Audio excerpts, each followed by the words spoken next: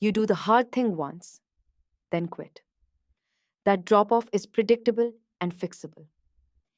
Here is the exact pattern and three system moves you can apply tonight. Day 1, motivation, novelty, high energy.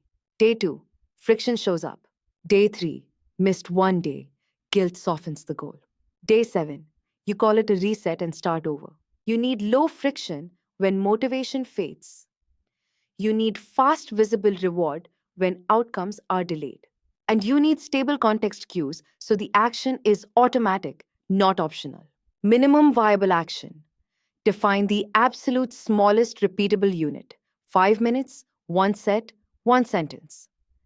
Do that even on bad days. Anchor the cue. Attach the habit to an existing daily trigger. After coffee, on leaving the desk. Make the cue unavoidable. Fail proof reset. Schedule a 60-second daily checkpoint and an auto accountability nudge. Calendar plus. One line report to a friend or app. Takeaway. Simplify the action, lock the queue, automate the reset. Next video, how to make small habits stick.